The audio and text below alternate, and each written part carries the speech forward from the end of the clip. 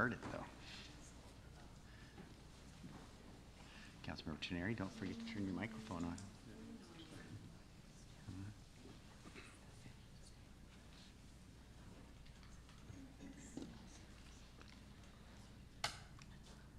I haven't heard the magic words that says recording starting. Recording, but for whatever reason, the microphone didn't come on, or the Okay, so as long as you promise me you're recording, we'll move on then. All right. people can hear us. All right. Good evening. I'd like to welcome you and call to order the October 24th Port Orchard City Council regular meeting. Before we start our meeting, I would like to remind us of our guiding principles in the actions we are about to take tonight. Are we raising the bar? Are we honoring the past, but not living in the past? Are we building connections with outside partners? And is the decision-making process positively impacting diversity, equity, and inclusion? Please stand and join me in the Pledge of Allegiance. Pledge allegiance to the flag of the United States of America, and to the republic for which it stands, one nation, under God, indivisible, with liberty and justice for all. Right, we have a published agenda this evening. And are there any modifications proposed this evening? Councilmember Clausen. Mayor, I would like to add an item to the full discussion item, item J. It's a resolution approving the purchase of 3 vehicles with their ER&R fund. Is your microphone on, sir? Yes, sir, it is. Okay, all right. I have a motion to add item J to the business items for the purchase of 3 trucks, and a second by Councilmember Tiener.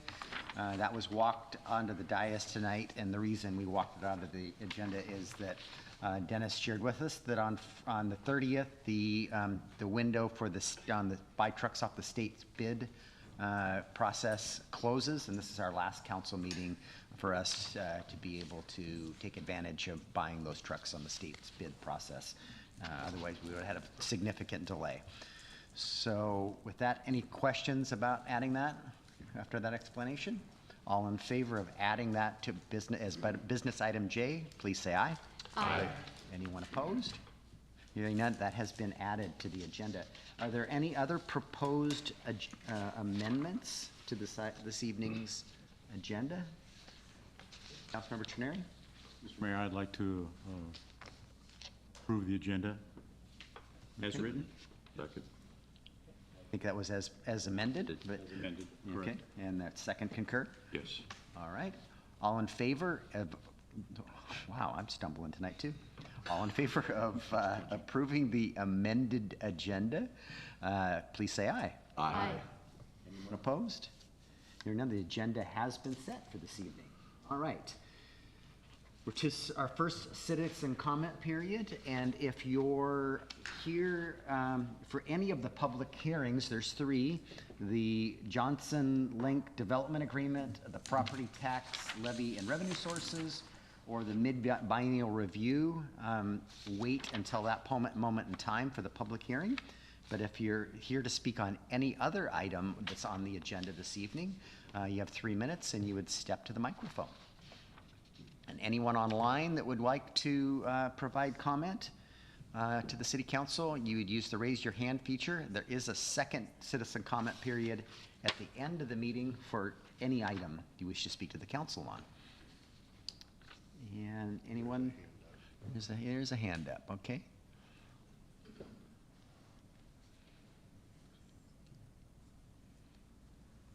And Brandy's working on bringing them in. All right, Mr. Campbell, you should be able to speak now. You have 3 minutes. Can you please identify yourself for the record?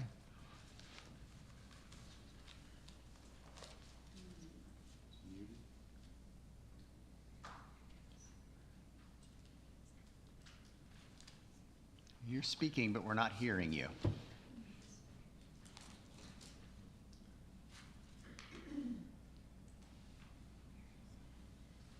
Gotta love technology. Why we didn't hear the recording. Well, I guess I'm not going to be able to comment tonight. I got you now. All right. Oh, All right. I'm going to stay on on stay the course here with your request to comment on the agenda items later, when that hearing comes up for the big tree. But I just wanted to say, it's so refreshing to have an opportunity to address this council. And I wish that members of the school board were sitting in those seats and we were able to address them as we're able to address you. I mean, it's truly inspiring, and perhaps some of it might rub off because you guys are first class, and I'll talk about the tree when that time comes up. So thank you. Thank you for your comments. Right, anyone wishing to address the city council for any item on the agenda other than the 3 public hearings? All right, I will close the first citizen comment period. We're to consent items now. Councilmember Clausen. Mayor, I move that we approve the consent agenda as published. Second. Motion by Councilmember Clausen, second by Councilmember Cacciardi to approve the consent agenda as presented. All in favor, please say aye. Aye. Anyone opposed? Hearing none, the consent agenda has been approved. We have a presentation tonight. Kitsap Bank is here to present a donation for the Chimes and Lights Festival. So Carol, go ahead, and Ludi. I'm not sure what Noah's going to do with that check. Make sure you hand that to our finance director when you're done presenting it to us. Okay, Cindy, are you Actually, I'm gonna give- you're involved in this? I am. I'm going to give just a little history. This is the 25th anniversary of the Festival of Chimes and Lights. This year's theme is a Swiss Christmas.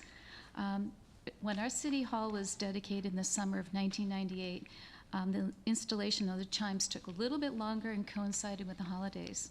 That said, that was the beginning of the Festival of Chimes and Lights, and John Clausen witnessed it and had a lot to do with that. Now, 25 years later, the event has grown to include local talent performing in choirs, dance, and the South Kitsap Marching Band. Santa arrives on the fire truck, lighted boats sparkle on the waterfront, and pets frolic in holiday costumes. It's an amazing event. Kitsap Bank has, for all of these 25 years, been a presenting sponsor of the festival, and this year is no exception. Tonight, we welcome Ludi Garvin and who will present this year's $1,000 donation check. These are funds that allow us to purchase additional lights and fund prizes for the decorated tree contest. Thank you very much, Kitsap Bank. We surely appreciate this. And council, if you would kind of come together, we would like to have a photo taken. We're going to just squish here or down below? Down below? Yes. Good thing I got a haircut. Wow. I bring my shoes as I keep shrinking.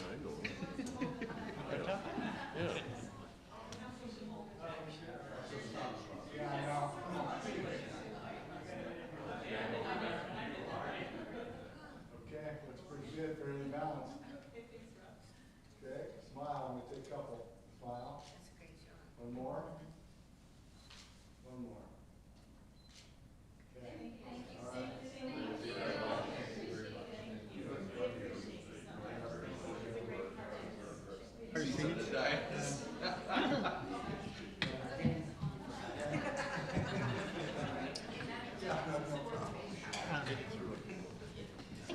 Thank you. Mr. Mayor, I also wanted to thank Kitsap Bank for doing such a fabulous job with their holiday decorations every year. It looks so great. Thank you. Yeah. You're a great partner in our community. So we have 2 more presentations. The next one, I know our agenda says Bay Street Path East situational study, but actually it's the westerly version of the pathway. But Dennis, I think you have a consultant here this evening that's going to give us a brief presentation on the progress we made on our situational study, taking the pathway from the ferry terminal and tying it into Tremont. Yes, thank you. Good evening, Mayor and council members. So I would like to introduce John McMillan of KPFF, who will be providing the presentation.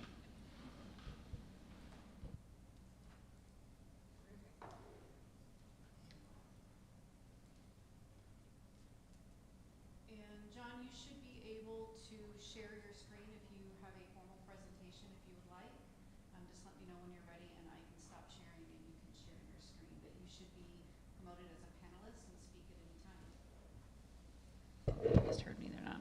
those off.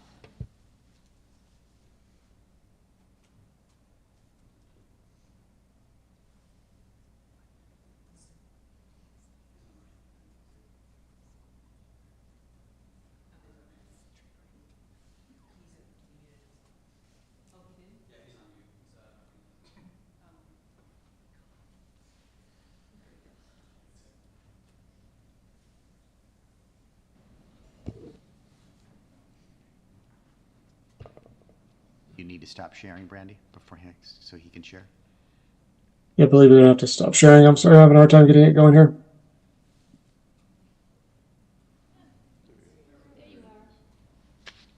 All right, we have you now. And maybe, could you minimize that box to the right?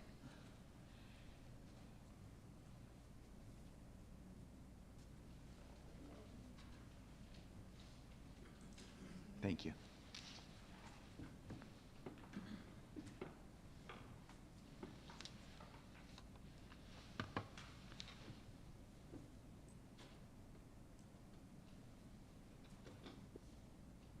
Okay, are we ready?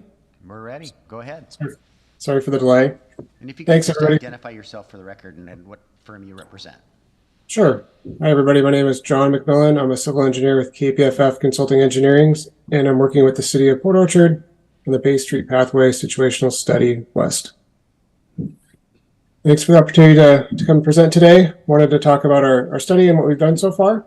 We've been working with Transportation Committee and the mayor a little bit on this project and giving them a briefing a couple times on what we're up to. This is the first time we had an opportunity to talk to the full council, so please, if anybody has any questions, let us know.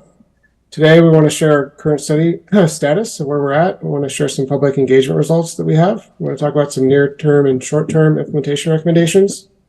Also want to talk about council support to make sure that we have support for the recommendations we're going to be putting into our final plan, and talk about some next steps.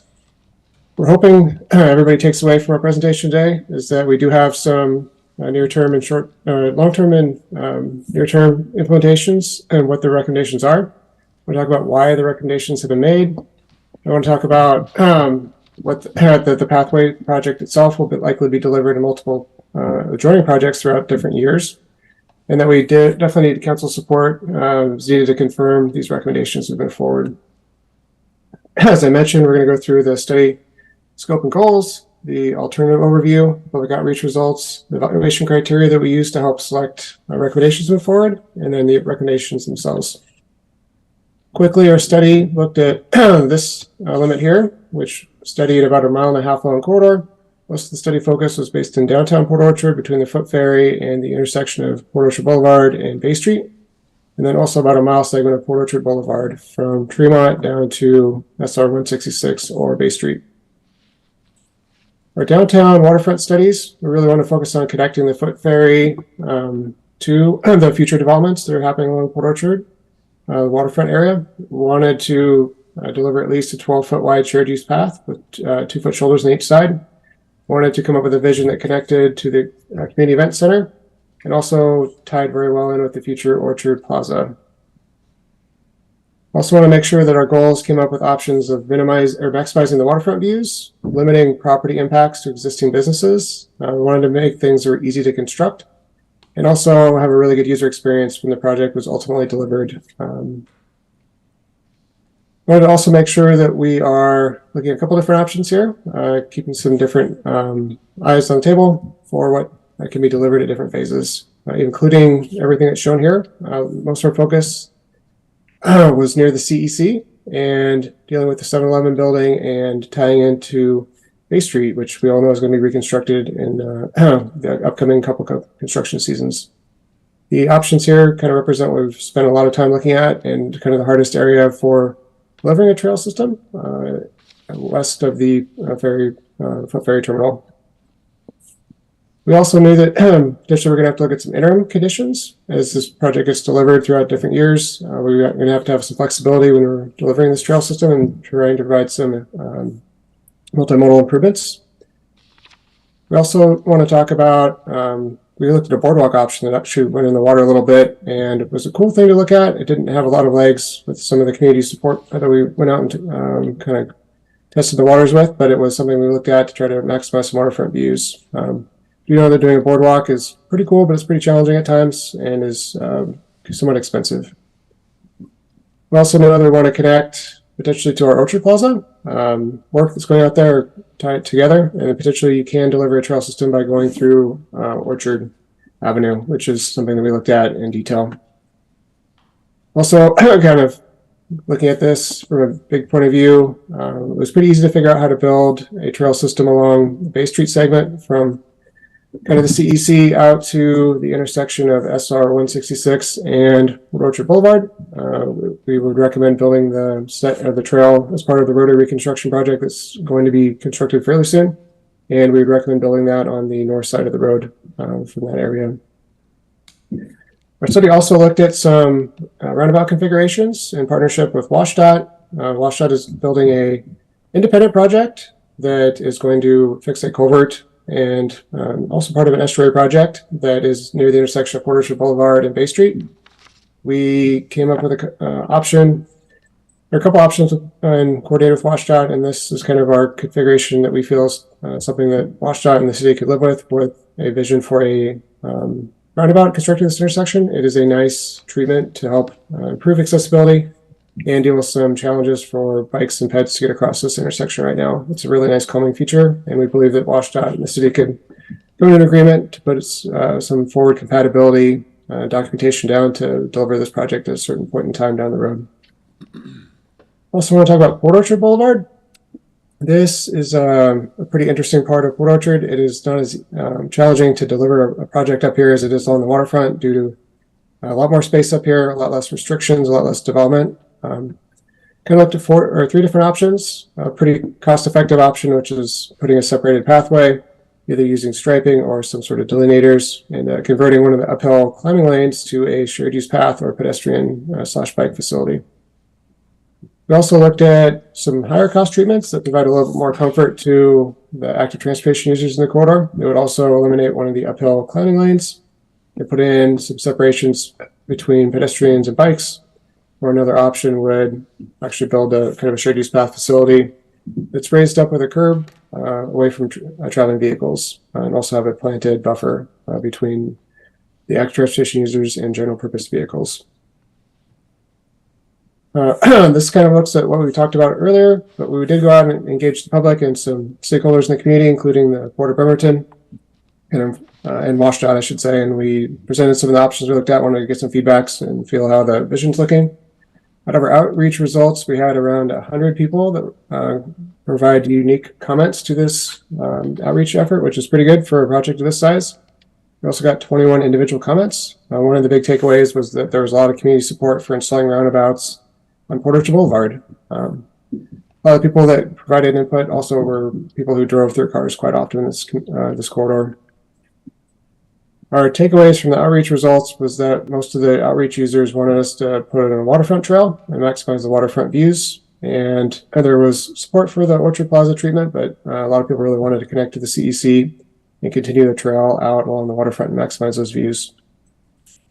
For our Port Orchard Boulevard treatment, most users really wanted to have a pretty good investment to help separate bikes and peds from general purpose vehicles, and they were interested in having, like I said, more separation. There is a little bit more cost that comes with providing that separation, which we'll go into in a second, but this is kind of a good overview of people in interest who took our opportunity to provide comments to the city. Once we had our comments, we came up with some evaluation criteria to help shape recommendations to the city, including how the treatments would improve the walking and biking environment. We want to look at forward compatibility considerations as well, including implementation challenges and how things would actually get delivered. And the construction costs, of course, it's an important part of delivering a planning study is to have a good idea of what it's going to cost to actually deliver those investments. For walking and biking environment, we really wanted to reduce traffic stress, make sure level of service was good or level of stress was reduced for bikes and peds going through the community. We wanted to calm traffic and make sure that we have taken advantage of our placemaking urban design treatments that really enhance the community, especially the waterfront accessibility. Forward compatibility, we know that we're going to have to deliver this project probably in phases. We have to tie in with the community event center, the Marina Lift Station project, the future reconstruction of the Orchard Plaza area, and also tie in with the Bay Street reconstruction project. So that's an important thing that we considered in developing our recommendations. Implementation can be challenging along waterfronts, particularly with related to utility impacts. Shoreline impact mitigations are there. Cultural resources are important, and hazardous materials were reviewed as well. And we also have some adjacent project timelines to consider. And from a big point of view, delivering the cost is important. We're looking at some different costs for different alternatives. This cost estimate summary stated here really looks at the different alternatives and envisions really delivering a project as a standalone piece. We all know that this project implementation will be partnered up with other projects, but this gives a good comparison exactly of how much it's going to cost to do each piece by itself, really kind of comparing one to the other. And we'll go back in a second to kind of show the cheapest version versus the more expensive, about the differences between alternatives 1, 2, and 3, and Port Orchard Boulevard as well. Port Orchard Boulevard, we can do a pretty effective early implementation project for only about $400,000, including some upgrades for some lights, which is a pretty economical project. Some higher cost treatments will provide a lot better benefit, but are more capital cost intensive. I'm happy to go back and look at the waterfront options as well. Doing the boardwalk is alternative 1B. It is a little bit more expensive than other options, which is kind of interesting. Then we'll go back to that in a little bit. I don't want to, actually, I should say, is there any questions on the cost estimate or anything I talked about so far? I know I've kind of put a lot of information out there real quickly. So I know that the Transportation Committee earlier this evening got this presentation much more in depth than this, and just some of the things that we've already got, some of the concepts that he's presented there, we've already got under design. The pathway in front of the community center will be incorporated with our community center project. And also the Orchard Street Plaza will also be that segment, and being able to access through there is also in our current designs for the Orchard Street Plaza. Next council meeting, I believe you'll see the design contract come forward for Bay Street reconstruction from Frederick to Geiger. We'll be considering these elements too as we reconstruct Bay Street. Beyond that, the others is a handful of projects over the next few years that enable us to basically tie from a pedestrian multimodal pathway from the ferry terminal to get us all the way to Tremont, where we have good sidewalk improvements. So questions or comments to this point for John? Cindy? I find it rather difficult to understand you, and it's from up here, it's really hard to see the presentation. So we'll be getting more of this, won't we? Sure, and we can actually we could email this slide deck out to you guys so Okay. that you guys have a chance to There's a lot of see it. information that's being presented, and it's being presented rather quickly. It's a little hard to hear.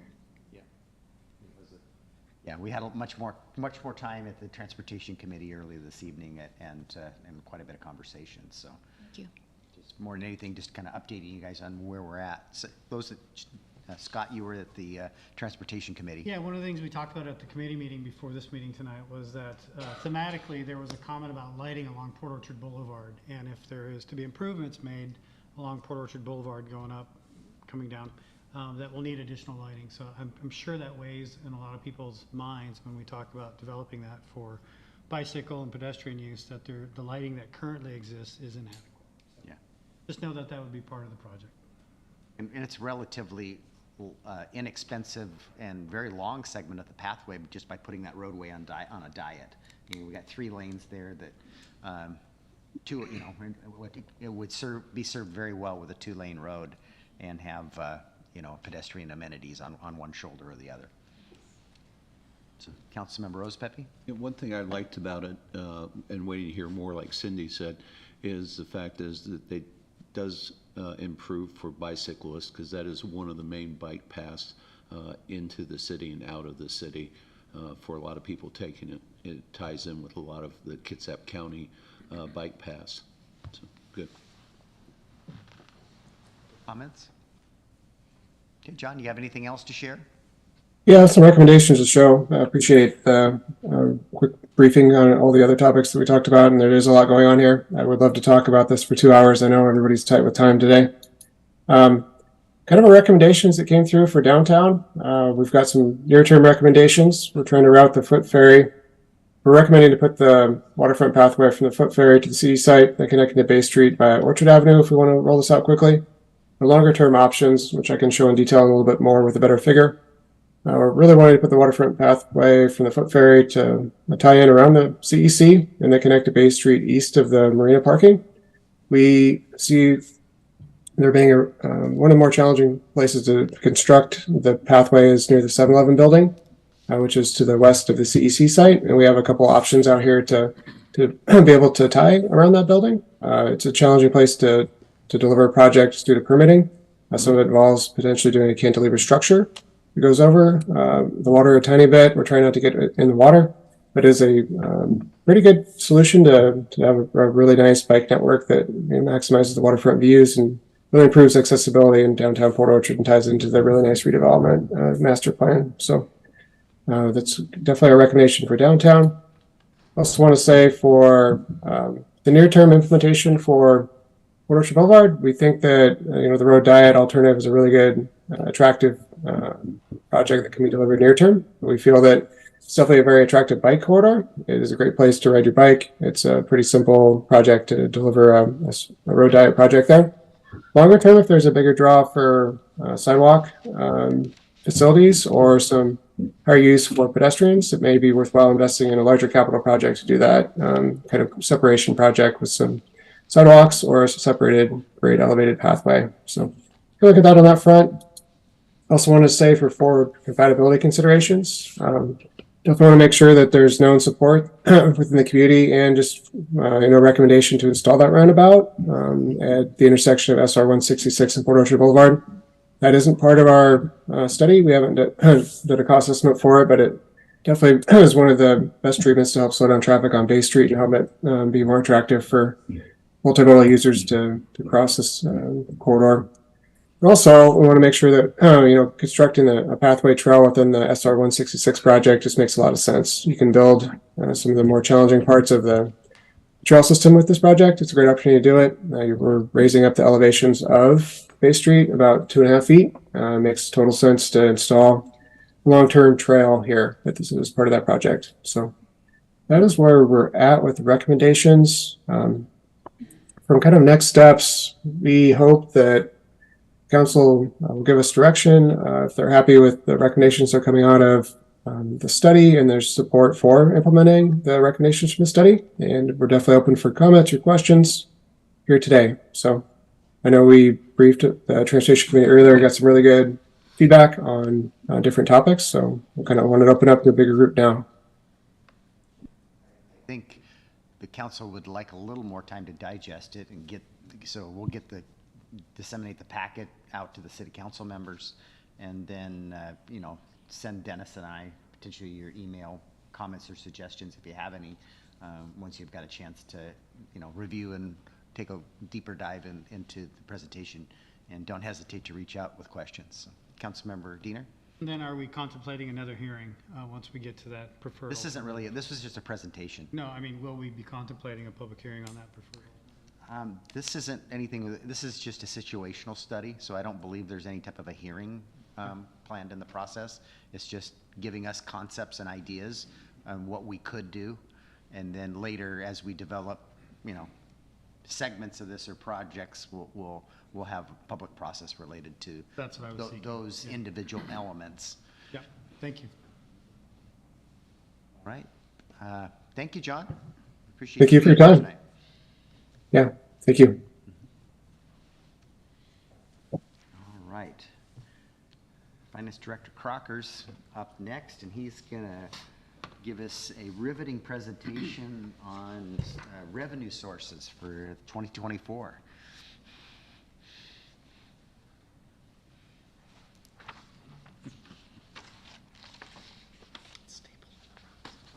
Thank you, Mayor, Council.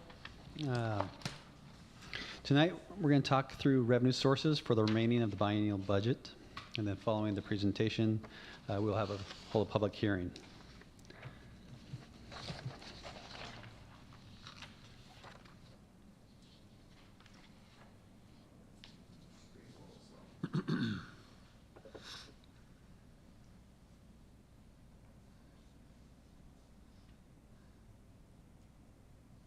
While it's thinking, I would just like to read that in accordance with RCW 8455-120, we are required to hold this public hearing on revenue sources for the general fund in order to set our property tax levy for 2024.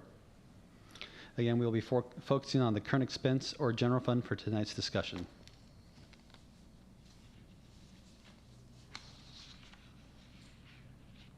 Before you is the current 23-24 biennial budget for tax revenue only. This amounts to roughly $25,075,000 for the 2-year period. In this slide, we identify sales tax at $13.46 million, representing the largest taxing source. Property taxes at $6.8735 million, representing the second largest, and then other taxes are rounding out our revenues for the general funds.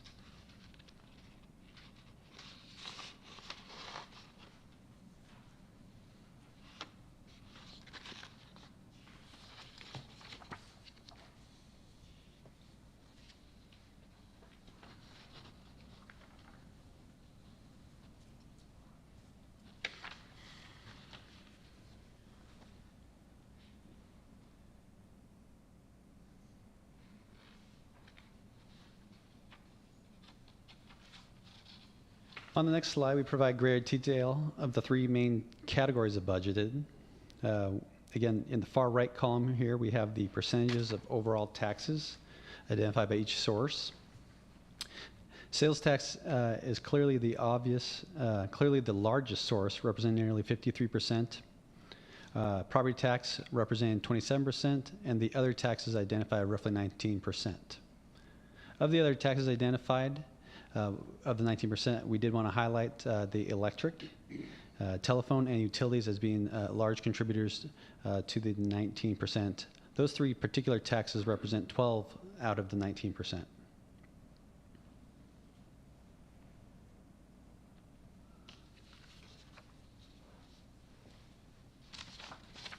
Then we complete the biennial picture by adding in all our sources of funding. What we've identified in the smaller pie chart is a total anticipated revenue of roughly $4.12 million. These other revenue sources, the top 3 categories are intergovernmental at $1.8 million, representing primary federal and state grant revenue, and some motor vehicle fuels tax. The charges for sources of $897,000 is primary planning and court fees, and then license and permits at $1.2 million regarding business licenses and building permits.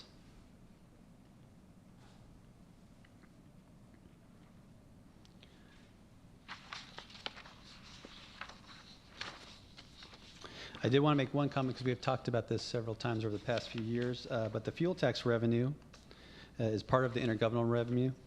And when we looked back at 2022, we had budgeted $287,000 and received $298,000, so above budget. That was great.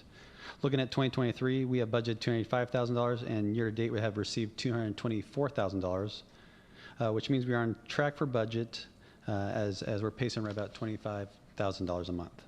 So the 24 budget number for fuels tax is still a good figure. On this slide, we'll take a look at the 2023 year-to-date actuals. I did want to point out that this is the only addition to the presentation I sent out Saturday. This is the updated presentation. This is the one slide that was included that was not included on Friday's packet. So again, on this side, we're looking at actuals through September when we compare to our 23-24 biennial budget. You'll notice tax revenue collected is roughly about 42%. Sales tax sitting right around 47%. Property tax right around 28%. Although, again, we have not collected our October property taxes yet. Other taxes are making up the remainder of the budget. In total, we've collected roughly 48% of our over biennial budgeted revenues, with the primary drivers of sales tax collections, building permit, and building permit revenue.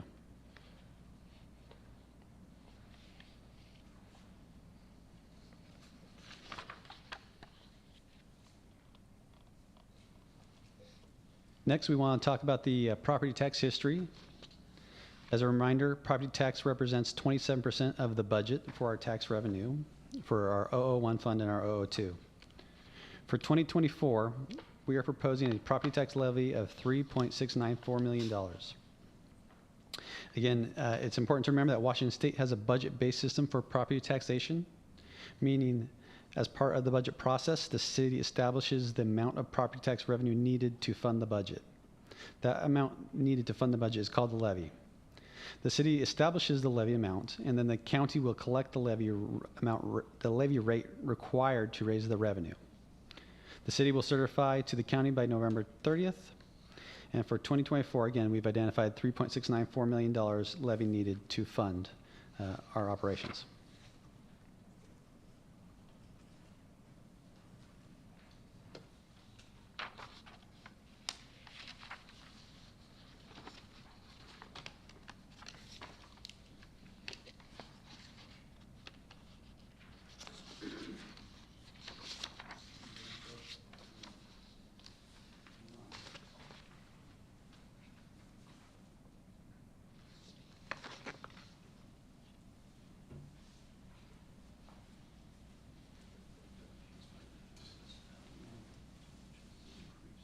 Well, what you would see, I think next time I'm not going to use PDF. This happened last week. If you recall, my slides went blank and then they pop up later. But what you would see, and you will have in your handout and pack out, is a bar chart of property tax collections. Again, you would see that over time, the property tax revenue has increased. For 2023, we had $3.41 million, and again, for 24, we are levying $3.69 million.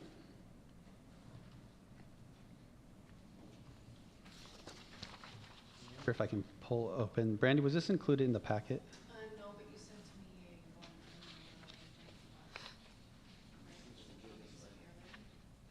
a Better already. Okay. This was the bar chart I was referring to.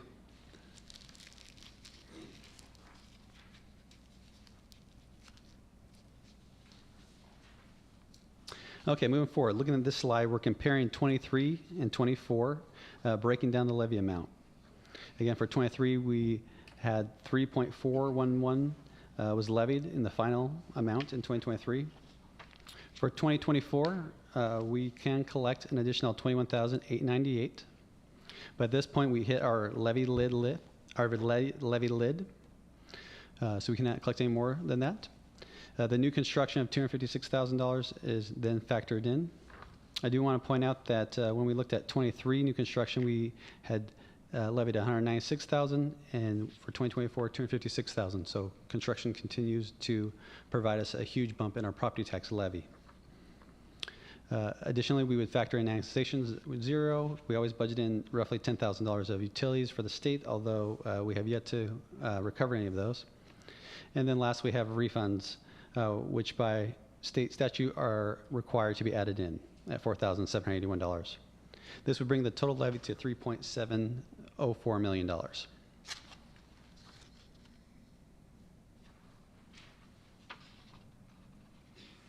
Moving beyond property tax, sales tax is, again, the largest portion of our budget. And the city of Portrait receives 0.84% sales tax, which we use for our general fund and street fund operations. Looking at this chart, you can see that year to date, we've collected roughly 88% of our annual amount. So from a budgeting perspective, we are doing well.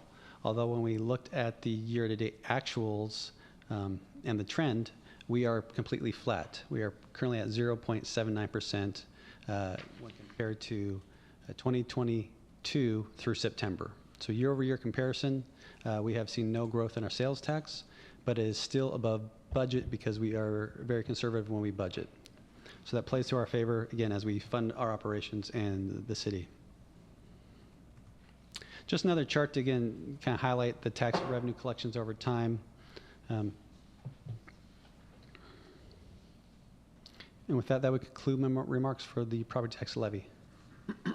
So Noah, looking at the property taxes, is it safe to say then our property taxes are up due to new construction, but I did see a slight decrease in our levy rate, and I believe that's due to the fire district's passage of their levy, which they reside in the same slice of the property tax pie as the city does, correct? That's correct, yeah. And you can see it really clearly on this slide. where the new construction is $256,000 of roughly our additional $300,000 over 2023. So again, new construction is really coming onto the tax rolls as the levy amount. Other questions about revenue sources from Noah? Councilmember Clausen, go ahead. Just for clarification, making sure I'm reading this correctly. In essence, the property tax, the amount increased just over 0.5%, 0.64. Yeah, yes, we are capped at the 1%, but we don't actually get to raise the 1%. We are Appreciate capped at that but the change 0.64. between 23 and 24 is just over 0.5%. I think so. I think if I'm hearing you correct, yes. Okay. Our property you. tax system in our state is by far the most complex that. No, I completely of anything. understand, but when you look at the rate, the amount of increase, it's Yeah, it's a lot of 0.64. factors that go into that, but understood. Thank you. All right, other questions? Go ahead, Councilmember Turner. Yeah, no, I know this is kind of just trivial, but on page 6, you've got miscellaneous revenues listed at a 253.43% increase over our budgeted amount. Can you give us a little bit of a breakdown on what that miscellaneous revenues would include?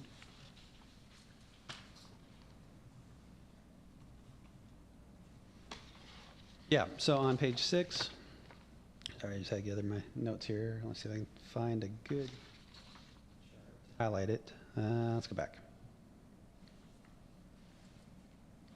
Right here. No, that's not the one I want.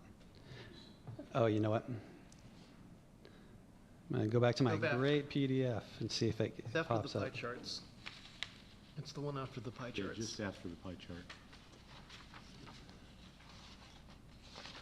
So on this chart here, you can see the miscellaneous revenue is a significant amount, and that is really interest earnings over the year.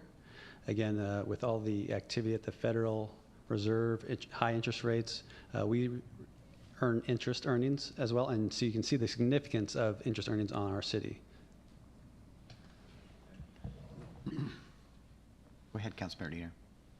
Noah, we talked about this at work study, but could you just briefly explain how the health of the city is looking in terms of its revenue? I don't think I could explain it as eloquently as you have in the past. Yeah, I think, again, this will probably come up a little bit in some of my comments, budget amendments. Overall, the health of the city is really well. And in fact, as I shared with the council, we recently received a AA+ rating from S&P on our upcoming bond sale. And again, for the audience, the highest rating you can receive as an entity is a AAA. That is the highest level of credit, and we are one notch below that. And so that is fantastic for a city our size. A lot of that was contributed by the financial conservativeness of this council and the city, and our approach towards having stabilization funds, working capital policies, fully funding our fleet, and really trying to mitigate revenue risk as challenges in the economy present themselves. So from that perspective, S&P rating us at AA+ really supports and complements all the great work that we've done. Thank you. Councilmember Clausen, go ahead. I would add one thing to your report on that, and that is how many years have we had a successful audit with the state with no findings? I mean, it's been a lot. That's another great, when you think about the feathers in your cap as a finance director, clean audits and getting high ratings from your rating agencies. So we've had 3 straight years of clean audits, which is fantastic. And again, I think that also contributed to the high rating from the rating agencies. They see that we are managing funds appropriately. We're getting lots of federal grants, and we're doing everything we're supposed to do. We're putting those dollars to work. So they really weighted heavily on those kind of factors when making their decision.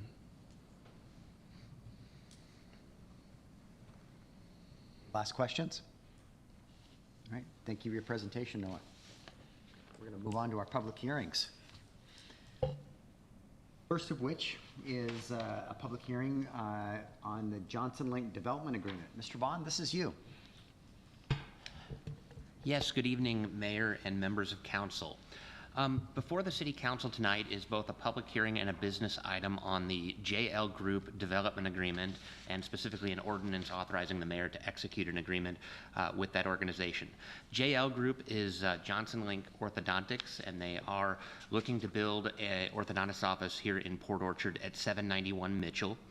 In May of this year, JL Group applied for a conditional use permit for building the orthodontist office in this zone.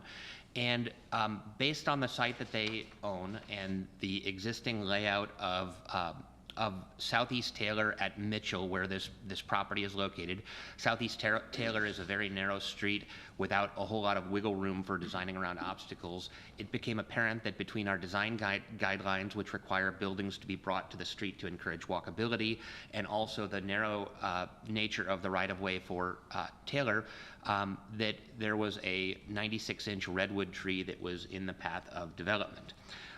When the notice of application went out to the public for the conditional use permit, there was a large outcry concerning the potential loss of this tree. We received a petition from a large neighborhood group, including a whole lot of residents who live across the street at a senior living facility, and it was clear that the public wanted us to try to find a way to save this tree. Fortunately, the developer was willing to look for creative solutions, and the solution that we came up with was to create a development agreement between the city and the developer that would allow for some deviations from our design standards to rotate the building 90 degrees so that it would not remove the 96-inch redwood tree. They graciously were willing to dedicate right-of-way from some other property they own just to the south of Taylor to allow the road to be rerouted around the tree's drip line, and we came up with an agreement that would provide a perpetual conservation easement to ensure that this tree remains so long as it is otherwise a healthy tree. So the City Council is asked to hold a public hearing on the proposed development agreement tonight. We have received 3 written public comments, and I have a feeling we have a number of people in the public who would like to testify on the proposed agreement. And so the staff recommendation at this point is to hold the public hearing, and then it will follow with a business item later on tonight's agenda. Thank you. With that, I will open the public hearing on the Johnson Link Development Agreement. Anyone wishing to testify in this matter, please step to the microphone and identify yourself to the record, for the record. Yes, my name's Lucinda Tharp, and I reside at 900 Mitchell Avenue, and I'm here tonight to ask you to please, I guess, okay this ordinance, and I'm also really here to thank Dr. Johnson, who I know is here, and thank Dr. Johnson and Dr. Lingenbrink for doing the heavy lifting of paying for new site plans, new applications, sort of dealing with this kind of onslaught of public desire that this tree be saved. And I also want to thank my partner, Claudette, who's here, who collected 300 signatures, and she did it on foot for 2 weeks. And by saving this tree, it's really done a huge thing for the community, because those 300 people that signed that petition all were hopeful about just this one tree, because people see the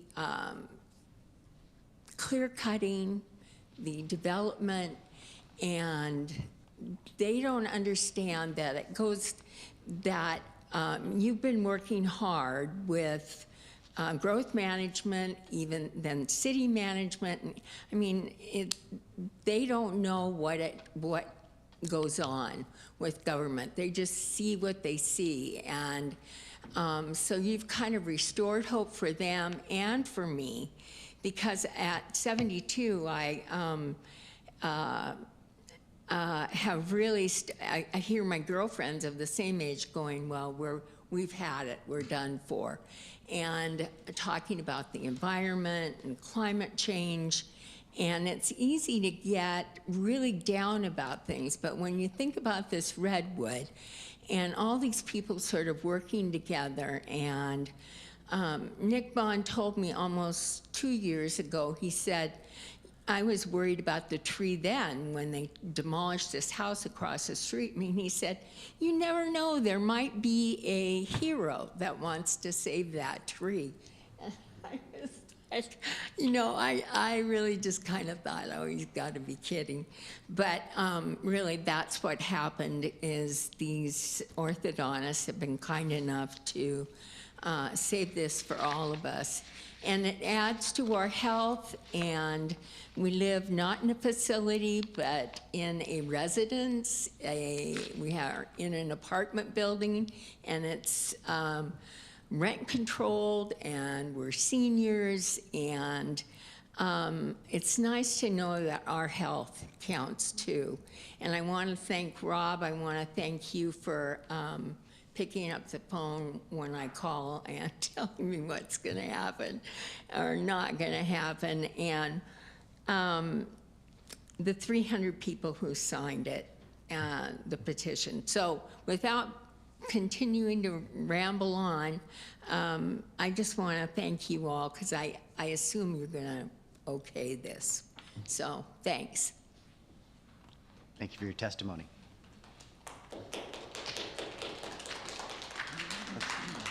I know we want to applause, but it's probably not appropriate in this setting. So, others wishing to testify on this matter?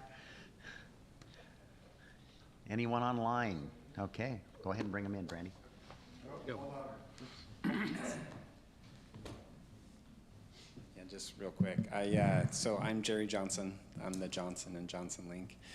When we originally were planning this, we felt like there was no way of doing it without taking that tree down. And as soon as we heard from the neighborhood, we got our heads together and said, what can we do? And we have a great builder, Robert, who has been working with you guys here, and found a way to kind of flip things around a little bit, maybe break a couple rules and get this thing going. So that I really appreciate everybody's help for doing that. We are aware that we've been in Port Orchard for a long time, but this is a new neighborhood for us, and so we certainly don't want to come into a neighborhood and change everything up and ruin things. So we want to be part of this neighborhood and do the right thing. So really appreciate everybody's help in helping us out and making this work. And who knows, maybe this design will be even better than it was before. So yeah, so thank you very much. Thank you for your testimony, Dr. Johnson. It was good to hear from you, and I know Robert and Nick worked hard on this to make it happen. So go ahead, Yes, Robert. hi, Robert Baglio with the BJC Group. But I just wanted to say, it was really nice working with Nick. Obviously, as soon as we started getting input, we made a phone call. What are we going to do? He came up with the idea of the development agreement, which gave us the flexibility to go ahead and move the building and save the tree. We have already, as soon as we started getting input, we did hire an arborist from Bainbridge Island. He met us on site. He provided the input that we needed. He established the tree protection zone, and he's also handling and putting a handful of other parameters on it to go ahead and make sure that the tree is going to be protected. And so, everyone was really proactive in addressing the issue, and just appreciate working with the city on this, as well as the adjacent property owners and things. So it worked out well, and I just want to say thank you. Thank you, Robert. So, Brandy, you say you have somebody online? Mr. Kimball did have his hand raised, but then he lowered it, so I don't know if he changed his mind on speaking. Oh, he raised it, so let me, you should have permission to talk now. Okay, let's try a mic test again. We can Hello? hear you. Oh, great. I want to just basically piggyback on Ms. Tharp, her hard work, and the entire community for coming together on this. I keep thinking of Mitchell Avenue and kids walk down here, they'll be able to see that tree. And Mr. Bond and planning and DCD did great. The doctors, hats off to you for trying to preserve one of the few redwoods I think we have around this area in South Kitsap anyway. So, you know, a hearty well done, and I think dividends for engaging the community and working together to modify your plan and adjust the variance. And Mr. Baglio doing that magic that he does is very admirable. So, thank you. All right, is there anyone else wishing to testify on this matter before I close the public hearing? Just a comment. Yeah. Is there an ability to discuss one? Is there an ability to discuss one condition in the, I think, development agreement? The reason I say that is we were talking with Ian Smith about eliminating the landscape strip on the north side of the realigned Taylor. And if you remember, Public Works indicated they would support doing that. And I just wanted to get that in the record. I do actually have an email from Ian Smith. We were chatting about that, very small modification to the road, but I don't think I'm gonna have an opportunity to talk later. So I just thought I'd mention that, and I do have the email from Ian Smith where we just asked for that small concession with the realignment and improvements to the road. Yeah, I can speak to that. This is a sort of preliminary conceptual drawing that the final engineering will be based on, and we'll work that out as we go through the final engineering review. Okay, thank you. Thank you for that clarification. All right, one last chance to provide testimony on this before we move on to our next public hearing. All right, and I'm going to close the public hearing. All right, we have two more public hearings. The next one is the property tax levy and revenue sources for 2024, current expense budget for 2023-2024, and satisfying the requirements of RCW 8455-120. Mr. Crocker, this is you. Thank you, Mayor. The City Council is required to hold a public hearing on current expense budget revenue sources for the coming biennial budget. The hearing must be held before the council votes on a property tax levy for the upcoming year. The deadline for setting the levy for the property tax collections for 2024 is November 30th, 2023. This hearing is part of the public process that will lead to the adoption of the levy for 2024. Staff would recommend we open and conduct the public hearing. Going to open the public hearing on our property tax levy and revenue sources for 2024 and the current expense budget and satisfying the requirements of the state RCW. Anyone wishing to testify on our property tax levy rate? Don't all jump at once. I believe Mr. Kimball has his hand raised. Okay. All right, should be able to talk. Go ahead, Mr. Kimball.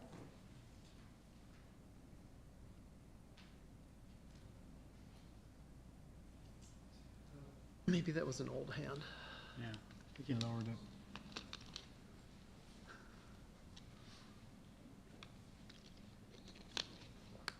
Oh, it's back again. Make up your mind, Dave. You're unmuted, so you should be able to speak.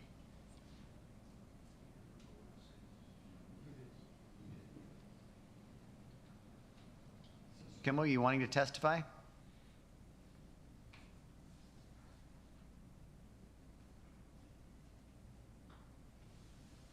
How about if I turn the microphone on? There you go. That works better. I don't have a dog in the race, to be frank about it. I'm in an unincorporated area, but good luck on your levy. And again, thanks for the opportunity to speak at your city council meetings, council. Okay. Anyone else wishing to testify on the property tax levy rate and revenue sources for 2024? Okay, hearing none, I'm going to close this public hearing. The third public hearing, ordinance for the 2023-2024 budget mid-biennial review and modifications, which was a lengthy presentation at our last work study session last week. So, Mr. Crocker, this is you. Thank you, Mayor.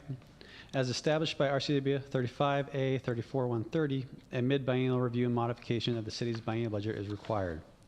The review shall occur no sooner than 8 months after the start of the first of the year, September 1st, and no later than the close of the fiscal year, December 31st. The Finance Department has consulted and reviewed possible modifications of the biennial budget with the city departments and the mayor. The Finance Committee met and reviewed the proposed modifications to the budget prior to the council work study session on October 17th. The city held a public hearing on the mid-biennial review on October 17th during the council work study session, which allowed the council to review the proposed modifications to the city budget, receive public comment, and provide additional direction. The city has focused its criteria for mid-year modifications to those items that are necessary corrections, are required, and have large capital and operational budgetary impacts.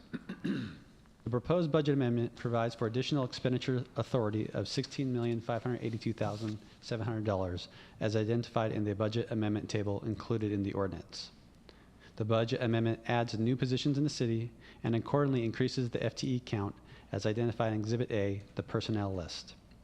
The budget amendment provides for 6 additional vehicles to the ER&R fleet, and the budget amendment also reflects additional revenue received, adjustments to ending fund balance, and recognizes anticipated loans and grants. Staff recommend the mayor open the public hearing on the mid-biennial review. Thank you, Mr. Crocker. I'm now going to open the public hearing on the ordinance related to the 2023-2024 mid-biennial review modifications. Is there anyone wishing to testify on the mid-biennial review items? One member online that wishes to speak about the budget. Okay. Be able to speak as soon as he unmutes himself.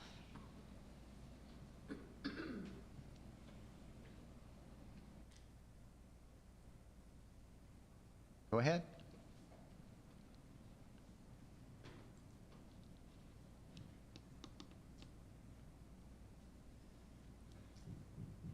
I think you just need to unmute yourself and you should be ready to go.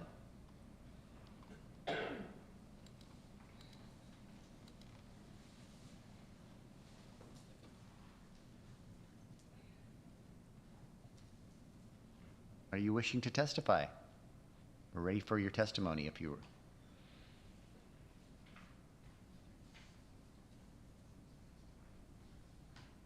Dave, we can't hear you. It's the same person on the attendees. Talking Just count me out till the last comment period. I'm so sorry. Okay, thank you. You're not wishing to testify on this matter then? No, sir. Okay. All right.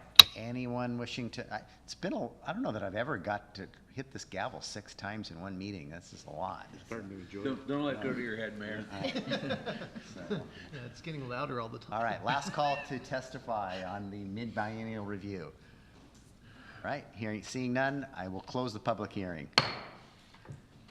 All right, on to the business items. That's why you're all here tonight, I believe. So the first of which is adoption of an ordinance approving a development agreement with JL Group LLC. Mr. Bond? Yes, the development agreement before the city council, this corresponds to public hearing item 6A, which we previously discussed on the agenda, and for which you received quite a bit of testimony in support of the proposed development agreement. I won't restate everything that's in my staff report. I will just say the staff recommendation is to approve an ordinance authorizing the mayor to execute a development agreement between the city of Port Orchard and JL Group LLC as presented. Councilmember Clausen. Mayor, I move to adopt an ordinance authorizing the mayor to execute a development agreement with JL Group LLC as presented. Second. Motion by Councilmember Clausen and a second by Councilmember Lucarelli. I'd just like to say that public process does work. So thank you for all being here tonight. Councilmember Clausen? Well, I was going to say something similar, but I think this is a great example where the community came together with an issue, working with city staff that did a great job and the developers for willingness to work together to come to a solution. And this is a prime example of where working together we can make things happen. So thank you to all. Councilmember Lucarelli? I'm so pleased with this outcome, and I think it's precedent setting. We have some other significant trees in our community that I think we need to also preserve. So I'm delighted with the progress that's made here, and thank you all for your investment of time and energy. This is just cool. Thank you. Councilmember Diener? I just wanted to ditto everything that's been said. It's nice that we have the option to use a development agreement here, which, for those who are not familiar with that, allows us to deviate from standards and conditions and regulations and code so long as there's a public benefit associated with that. And clearly we met that standard tonight, so it was a good process. And thank you to staff and the applicant and the engineering group for working with everybody on this. Councilmember Chang? I wanted to especially thank Paulette for taking, Colette? Claudette, excuse me. I thought it was Paulette, I'm sorry. For prevailing with this. I remember being skeptical when we had a discussion, but good for you. I'm glad you believed in it, and thank you for taking the effort, and I can't believe you got 300 signatures. I think it was a power greater than we all know. Things that were created higher than we are from about when we do what we need to do. It's, And it was a group. It was okay. a group, not well. This, It was a community.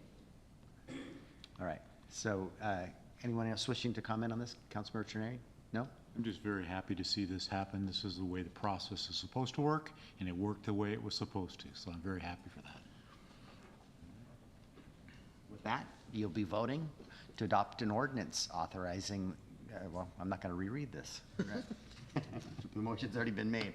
Approving a development agreement with JL Group LLC. All in favor, please say aye. Aye. Any opposed? You better not be. It's All right. unanimous. No one is opposed. This passes unanimously. Congratulations. All right, we're going to move on to item B, adoption of an ordinance setting the amount of property tax levy to be levied in the year 2024 pursuant to RCW 8455-120. Mr. Crocker. Thank you, Mayor. During tonight's meeting, the City Council held a public hearing on the revenue sources for the expense budget. The hearing included a presentation and discussion. Pursuant to RCW 8455-120, the City Council is required to adopt a separate ordinance specifically authorizing an increase in our regular property tax levy in both dollars and percentage increase from the previous levy. By this ordinance, the City Council would authorize an increase of $21,898, which is 0.64195% increase from the previous year. The recommendation is for the Council Finance Committee to recommend approval for the ordinance. Councilmember Trenary.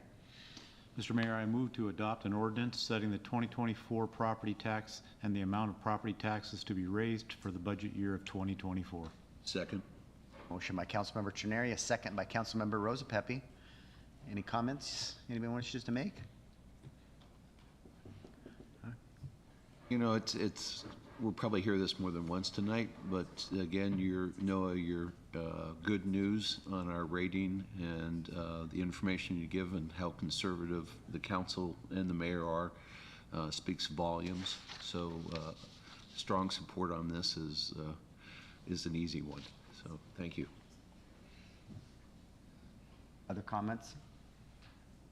All right, you'll be voting on adoption of an ordinance setting the amount of property tax to be levied for year 2024. All in favor, please say aye. Aye. Anyone opposed? Hearing none, the ordinance passes. We're to item C, adoption of an ordinance for mid-biennial review and modifications amending the 2023-2024 biennial budget. Mr. Crocker, this is you again. Thank you, Mayor and Council.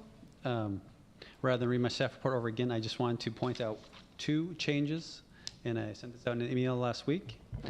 So we met October 17th and discussed the whole biennial modifications. We've incorporated all the council's suggested changes into this amendment, and there were two that came on Thursday. One was for a grant award for middle housing, $50,000 of additional revenue as well as additional expenditure authority. And the other was to fund TIP 1.15 for the Pottery non-motorized for right-of-way acquisitions to complete that project. And I expect some of those right-of-way acquisitions might be coming forward before the end of the year. So the $80,000 is timely for the budget amendment and should come forward. With that, the staff would recommend approval of the mid-biennial modifications. Councilmember Clausen. Mr. Mayor, I move to adopt an ordinance amending the 2023-2024 biennial budgets for the city of Port Orchard, including the changes that the finance director just shared. Motion by Councilmember Clausen, second by Councilmember Cacciardi. To say I'm very proud of the work we've done, and it is showing up as we talked about in our bond rating. And our revenues are strong, and we're putting aside appropriate reserves, but we're also investing in our community. There's $220 million in appropriations in this biennial budget. There's $59 million in capital projects, moving infrastructure projects forward, from roads to sewer and water infrastructure, and we're investing in people to provide services to our community, and we're investing in police officers and public works employees, and I think that's so very important to invest in the people to provide service to our community. So I'm very proud of the work that we've done here. So, Councilmember Clausen. I would add to that, and I appreciate the budget going forward, but I would also like to recognize the effort the council did to fund the maintenance of our current streets, which is always a major challenge to keep up on just our streets as opposed to new capital items. So we've made a significant improvement and investment in that, and I just wanted to thank the council and acknowledge that. Put a dollar figure to that, it was over $1 million. I know. Other comments? All right, you'll be voting on the adoption of an ordinance for the mid-biennial review and modifications amendments. All in favor, please say aye. Aye. Opposed? Hearing none, the budget has been approved. We're at item D, adoption of an ordinance amending Port Orchard Municipal Code, section 10.12.460, 10.12.490, and 10.12500 regarding parking regulations. Ms. Archer, this is you. Thank you, Mayor, council members. Before you this evening is an ordinance making 2 substantive modifications to your parking regulations. And as council is aware, your parking regulations live at chapter 10.12 of the municipal code. As you are also aware, the Public Works Department routinely audits that code section, or that chapter rather, to ensure that those code provisions are meeting the needs of the city in the judgment of the Public Works Department.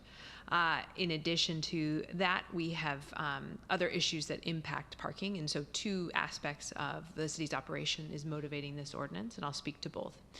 First, as you will recall, you recently authorized an interlocal agreement related to parking enforcement in part with the Port of Bremerton as it relates to the parking lots located near the Marina Park. As a result of that interlocal agreement, which transferred ownership of certain parking lots or restored ownership of certain parking lots with the port, the city has agreed to take on parking enforcement in exchange for compensation to cover its costs, to ensure that parking is preserved for members of the public who are accessing public events at Marina Park. In order for our parking enforcement to provide those services, however, our municipal code needs to reflect that those are regulations that are enforced by the city.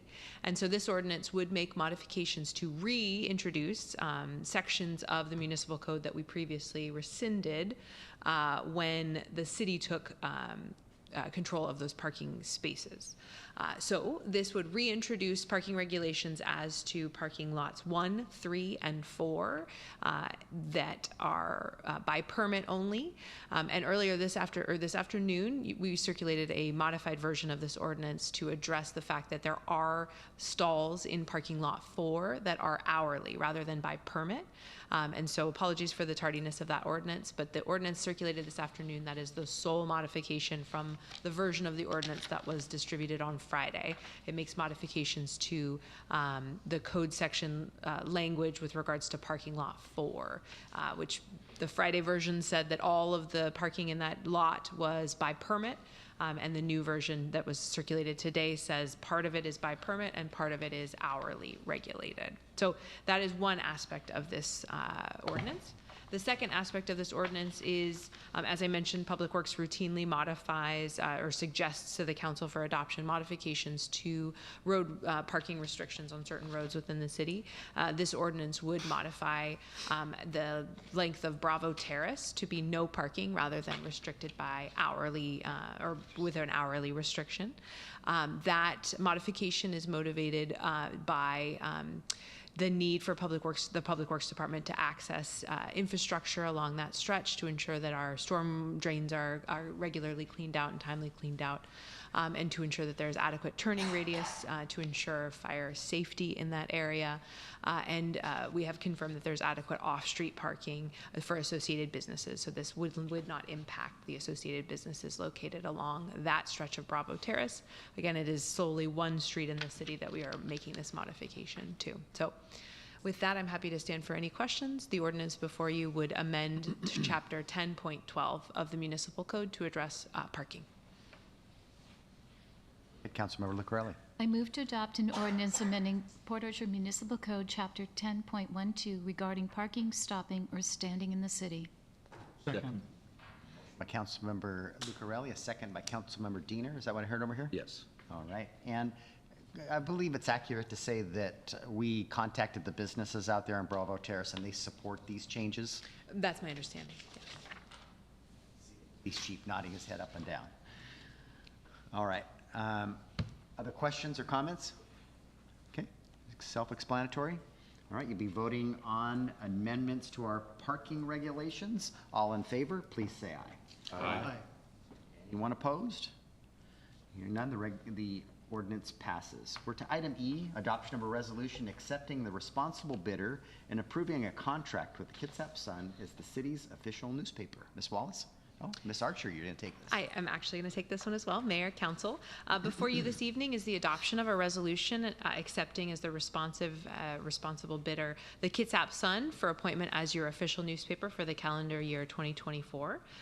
As you are aware, we are by state law required to bid this service or the official newspaper, and the state law sets out the parameters, including that the responsive bidder must be one that maintains general circulation in the city. There was a distinct difference between the two submitted bids as it relates to circulation numbers and whether the circulation was in fact audited.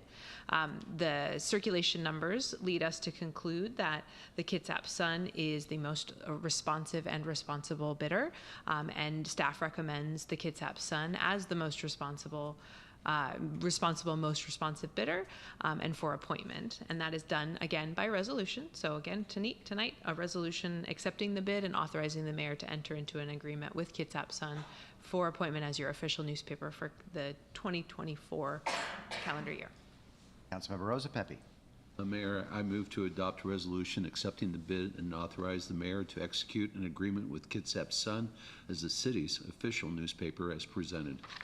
Second. Motion by Councilmember Rose Pepe, second by Councilmember Chang. Questions or comments? Just one comment.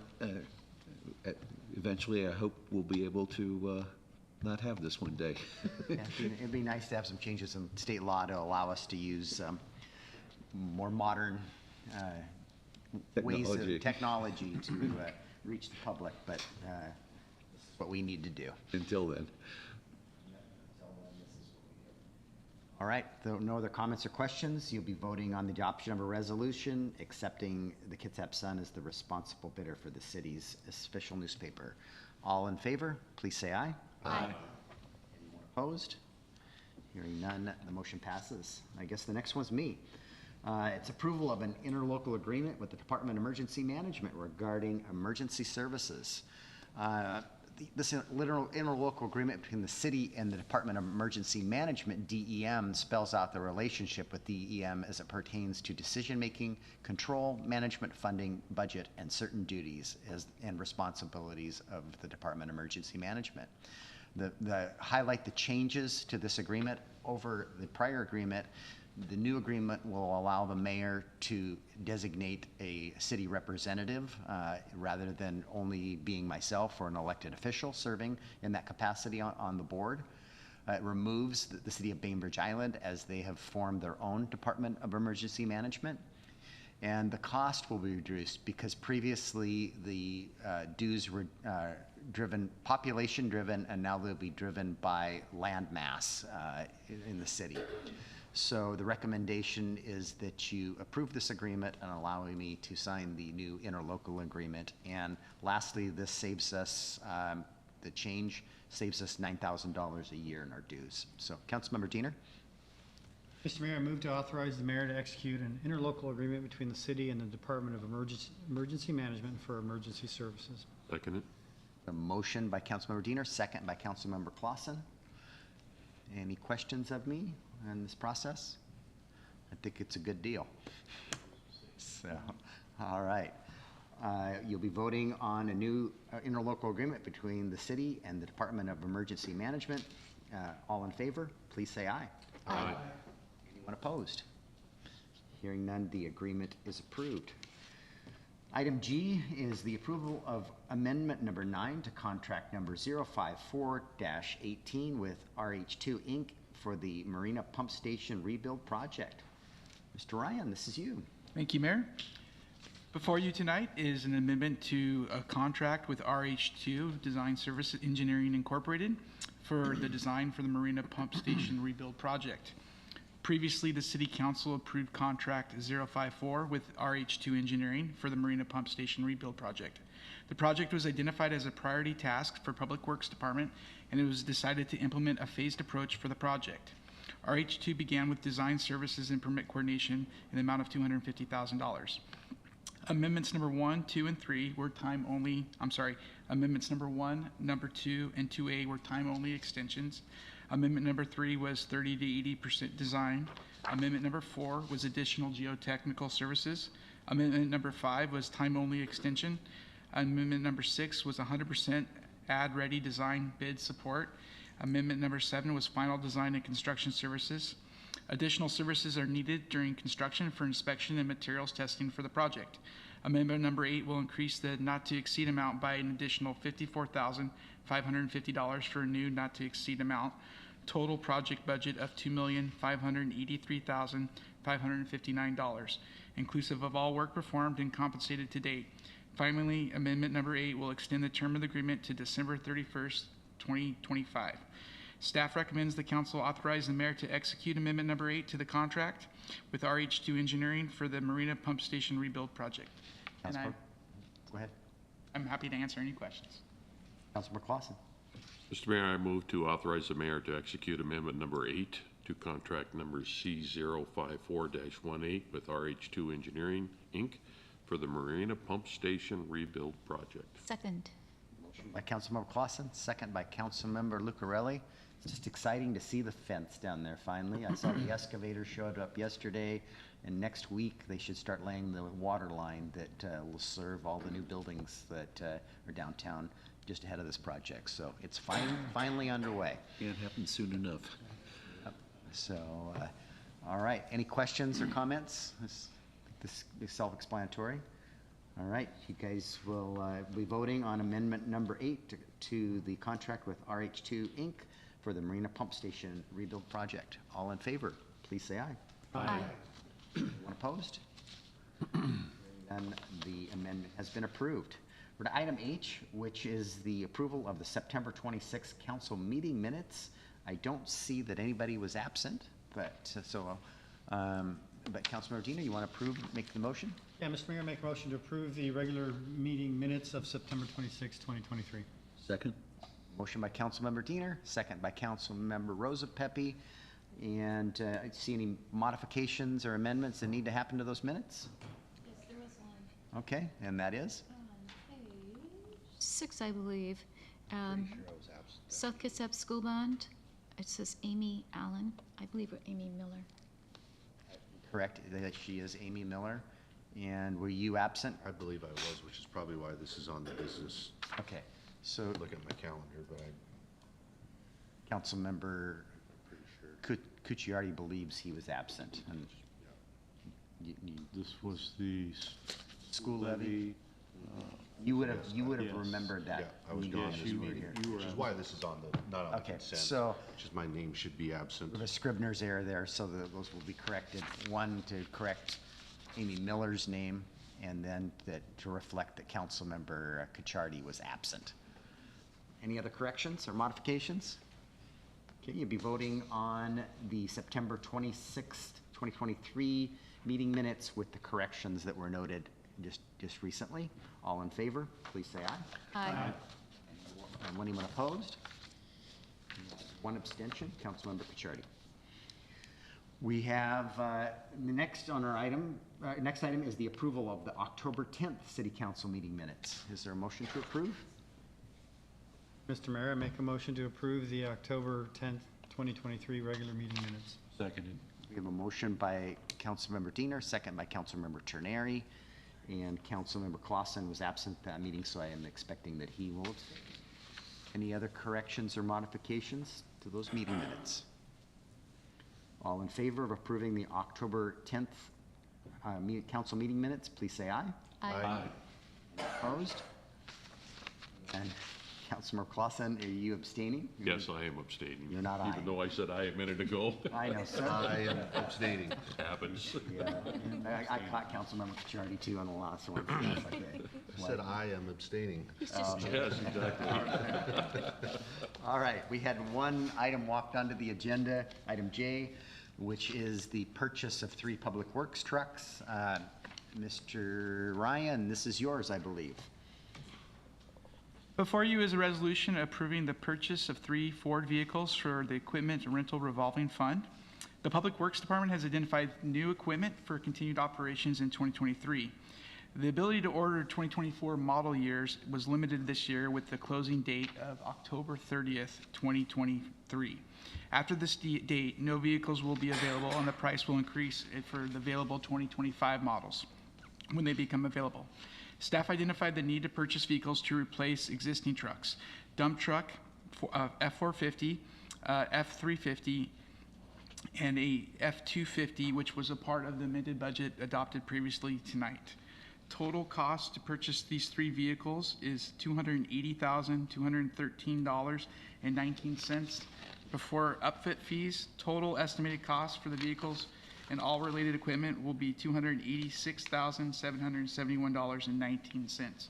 These vehicles will be purchased off the Washington State Enterprise Services and meets all requirements of city purchasing policy and RCW 39.34.030. And I'm happy to answer any questions. Mr. Clausen.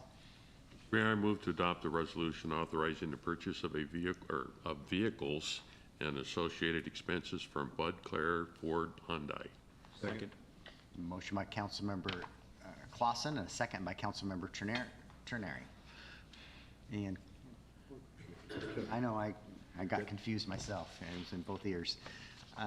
Questions for Mr. Ryan on this? Go ahead, Councilmember. Actually, it's not for Dennis, it's for Noah. Just curious, this is more of a curiosity. When we sell the trucks that are being replaced, does it go into the revolving fund or does it go back to the department? Yeah, good question. So essentially, the revolving fund owns all the assets, and Right. so back into the revolving fund as part of that. Okay, thanks. We've got this awesome online bid site where people will buy our stuff all the time. I'm sure we get quite a bit. We've got a from some of those. forklift there right now that's going for about $2,000. The total truck that one of these is replacing is, I think we only got about $800 for that one. But We're lucky. anyway, plenty of opportunity. If you're looking for a forklift, we can help you out. Thanks. All right, Councilmember Terneri. Hey, this is a question for Dennis. Hey, what's the lead time on these? If we order them here in the next couple of weeks, we got 6 months, 8 months, 2 weeks? There is some extreme lead times right now. There is an international auto workers strike happening. We ordered some Ford Lightning vehicles. I did hear today that one is at the dealership. There's some minor work that needs to be done before it's sent to us, but I would anticipate that the lead time could go up to a year at the worst case scenario. And would these be, let's say, for example, it's a year out, lead time until delivery is a year out. Will they still be 2024s or would we be getting 2025s at the 2024 price? We are purchasing 2024 model years at the current price. There will not be any price increases due to lead time by the vendor. Thank you. And these are heavier duty trucks versus the Lightnings that have been production delays for a number of reasons. So we should get these a little quicker than what we've been experiencing with some of the other stuff. We hope. You're right. All right, you'll be voting on a resolution for the purchase of 3 trucks for the Public Works Department. All in favor, please say aye. Aye. Anyone opposed? None? Go buy some trucks, Dennis. All right, we don't have any discussion items, and we're now to our council committee reports. First of which is Utility Committee. Have you met since our last council meeting? Okay, and I see you're scheduled to meet on November 14th, sorry. Finance Committee, you met last week, but it was primarily everything we've done here the last 2 meetings. Our so. work here is done. We approved the budget. Transportation Committee, you met this evening, and we had a presentation. Yours was a little more in depth. I think there was a couple more items. Yeah, we had more time on the pedestrian pathway west that we heard about. There were some updates. The Bethel Phase 5A, which is the Lincoln Roundabout, needs to go back to ask for refunding, as I understand it. That's happening on November 30th, so I guess keep your thoughts positive for that.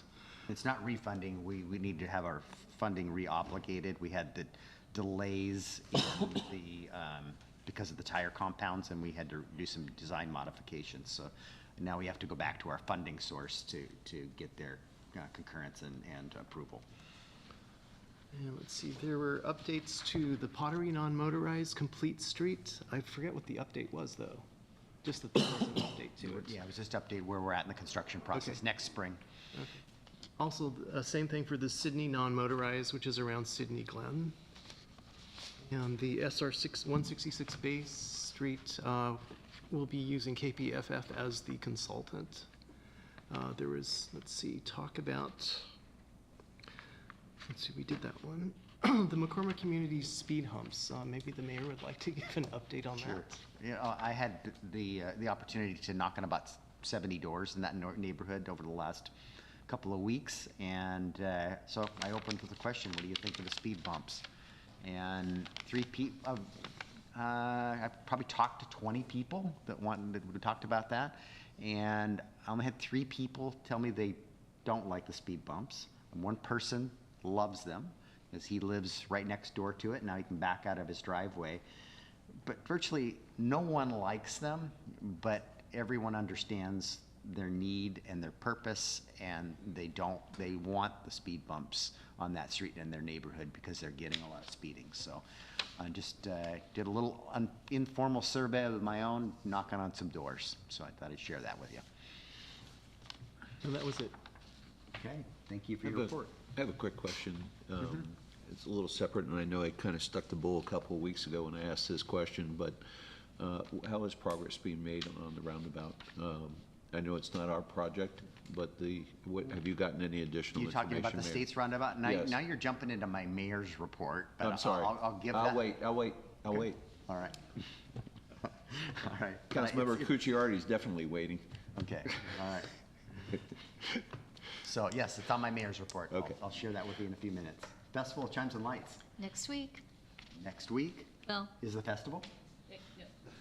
the next meeting is November 6th. All right, fair enough. Land use, I don't believe you've met, and I think your next meeting's on November 15th. Lodging tax, anything to report there, We Councilmember? meet Friday, 10 a.m. right here. All right. Sewer advisory. Not scheduled right now. Okay, and let's see, outside agency, I had a housing Kitsap board meeting. Boy, it sure is refreshing.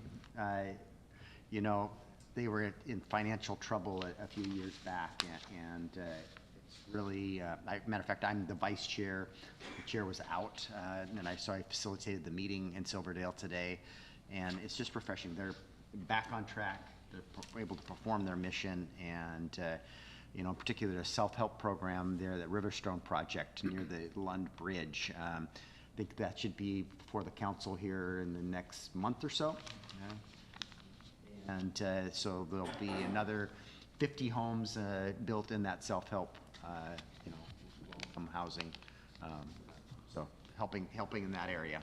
So let's see here, the mayor's report. Let's see, I've got personal policy changes that I'm required to report to you, just some housekeeping policies to reflect our current practices relating to arrests and convictions as it pertains to your employment. And we also have, we reviewed and updated the job description for senior planner.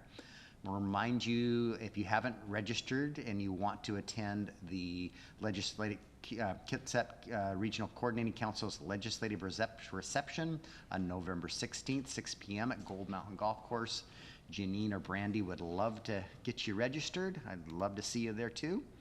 I just want to, let's see, I'll go to the roundabout next. So we did hear, got a report Friday. Yeah, I mean, I drove through it twice today. They're doing the work on the last third of it. The report we got from our city engineer, from the project manager, weather cooperates. We're about 3 weeks from being done with the project, and I haven't wrapped up, so it's getting close. And that's, you know, that is the state of Washington's project, not ours, so.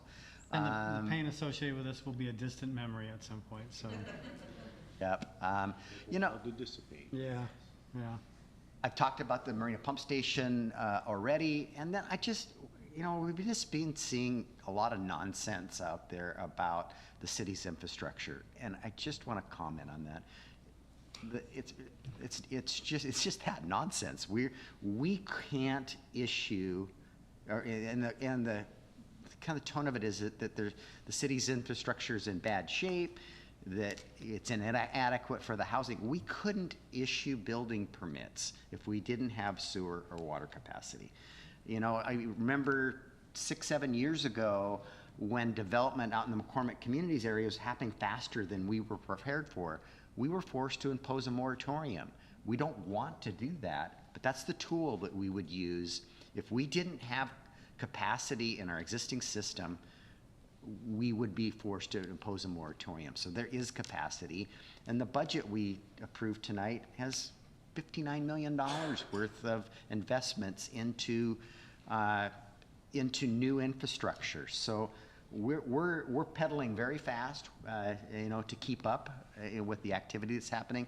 And growth is paying for its fair share of this. These capital projects and road projects, our traffic impact fees, they assign a share for increased capacity, and then our existing citizens have to pay for, you know, rebuilding the existing deficiency or aged infrastructure. So it's growth has to pay for growth. That's why we have impact fees. You know, on the traffic side though, that's a bit more challenging, because the only ways we can fund capacity improvements to our roads are grants, which are extremely competitive, and we've had a lot of success in that area. We can also use traffic impact fees. We have one of the highest, probably the highest in the county, and one of the higher impact fees at $5,000 for every new building that's built has to pay its, you know, an impact fee, and commercial buildings have a much higher fee. And then, I mean, one of these large apartment buildings writes us a check for $1 million, $500,000 for parks and $500,000 for our roads. So they are making significant investment or payment to our roads. The challenge to the roads, though, is we can't, without the impact fees, we can't build. We have to issue a building permit and collect those fees and amass enough of them to then build the projects. And so the development has to happen first, and then we can build the road projects. So just wanted to address some of the stuff that I'm seeing, hearing out there on social media. So, Councilmember Clausen? Just one clarification. You made the statement that the impact fees are charged for every building. It's every living unit, basically. Yeah, every living unit. One apartment building may have 10 living units. It's 10 times the impact. And they're only imposed on new construction. Yes. That is correct. So that concludes my mayor's report. Well, while you're on your soapbox, okay. you know, one comment to make is from an outsider, before I got on council and before he became mayor and some of the council members were here, I think it would be fair to say that the city was reactionary.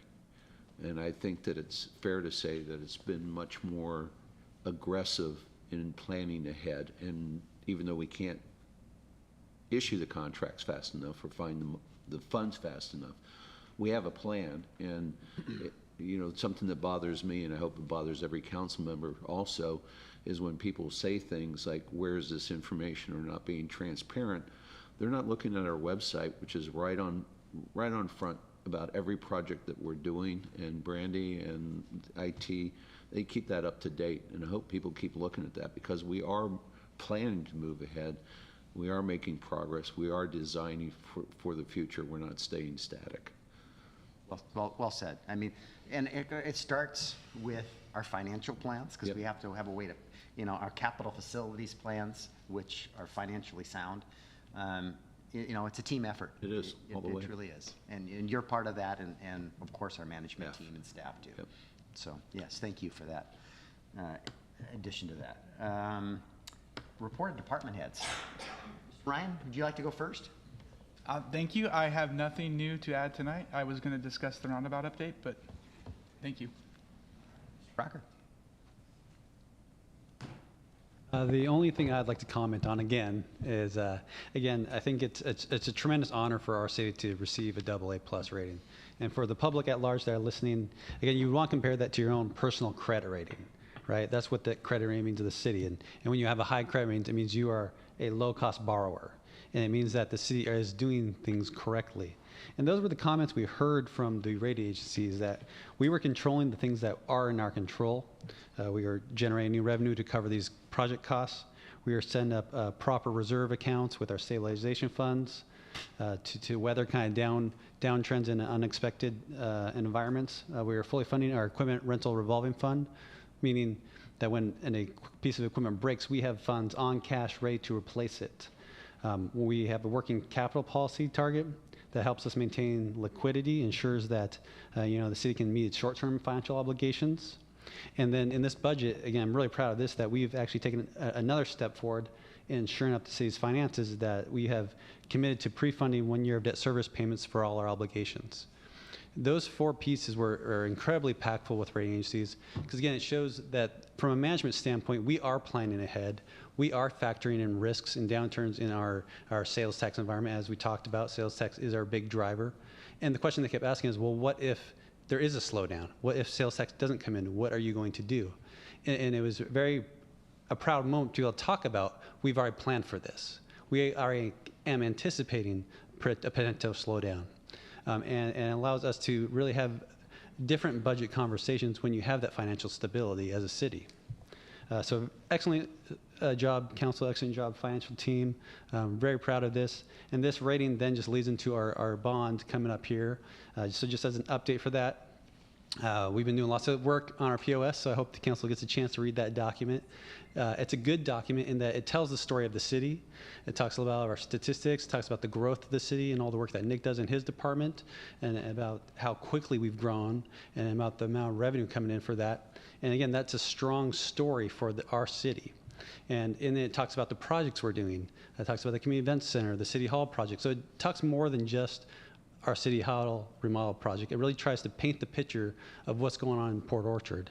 And that's what we want investors to see and hear in order to say, hey, yeah, this is a community I want to invest in. And because of the credit rating, they're a low credit risk, and we want to buy their bonds for a low cost. So that sale is coming up November 1st. So we're about 1 week out from pricing and kind of knowing where the bond market's at and what our rates will be. So exciting times, and I'll keep you updated with that, and more to come on November 1st. Bond, how do you follow that? I just want to thank the council for working to approve the agreement to protect this tree. It's not always easy to design a project around existing trees, especially of that size, and it was just great to see everybody come together, and it was a win for everyone. So thank you. That was a great follow-up. Ms. Archer? And on that, I want to confirm that no laws were broken in that agreement, as may have been implied. And just very briefly, it's been a very busy month at this city, and I just wanted to give a shout out to the coordination amongst the departments and the successful handling of a number of very challenging issues. The Public Works Department and the new director has taken on some big issues in an incredible way and coordinated his team in conjunction with the police department, the development department, even finance gets involved sometimes, and Brandy's team. So I'm just highly impressed with your staff, which is a result of the hiring of this mayor and the confirmation of all the people sitting around me by this council. So this is notable in my experience, and I do work with quite a few public agencies. So I just wanted to note it. So thanks. Thank you. Chief Brown? I really don't know how to follow that. I agree. You guys are all awesome and good partners. Just to kind of brief the council, I know that as the project on City Hall has been continuing to go forward, we were initially bumped to probably December or January. The city police department is now going to be bumped out of its space within the next several weeks. So there will be service impacts. We have worked with our regional partners so that they know that some of the services that we've offered at our front desk are going to have to go up to the hill to the county, or people who may not have lived in the city of Port Orchard and didn't want to go to their local police department, they are not going to be able to have walk-in services, but all other services by phone. So basically, we're going to COVID level response. Thank you. Basically, we've evicted the police department. Go ahead. I've got to ask, I don't think I've seen you in a suit here before, and it's not Halloween. Yeah, Curious. I heard that from several council members today.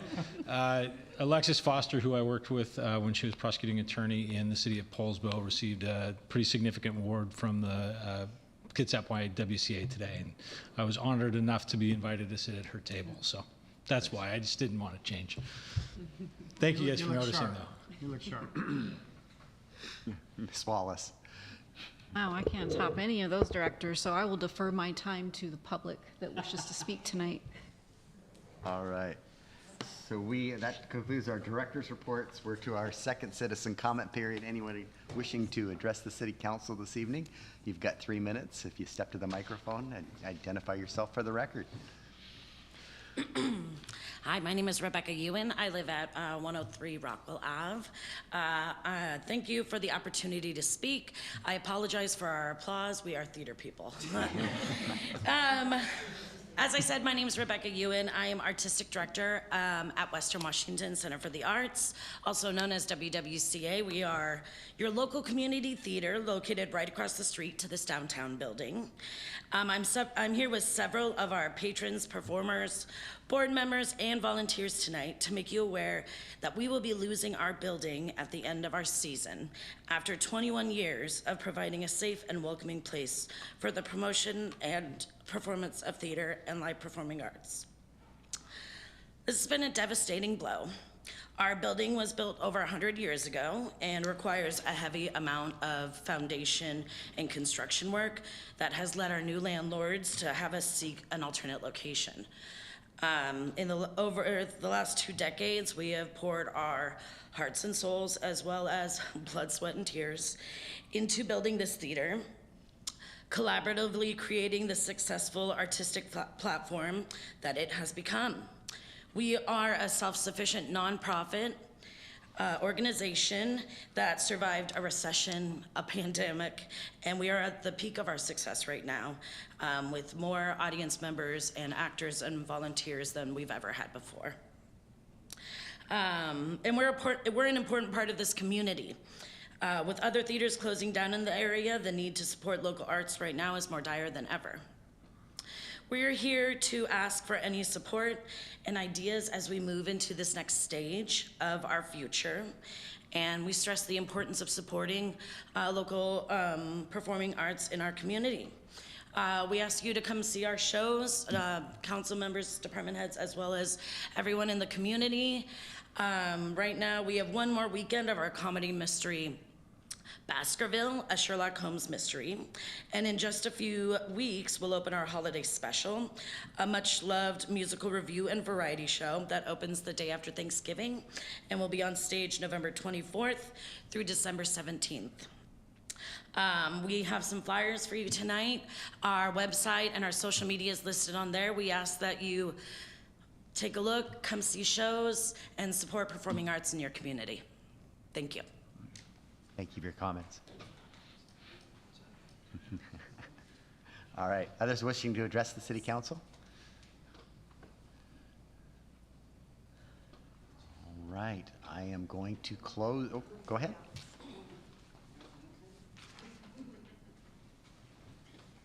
Hi, I'm new to Port If you could, Orchard. identify Oh, I'm sorry, yourself. yes. Hi, I'm Alex Clark. I'm new to Port Orchard about a year, and I got involved with WWCA and immediately fell in love with it. And I was kind of thinking of Port Orchard as temporary, but it kind of grew roots immediately.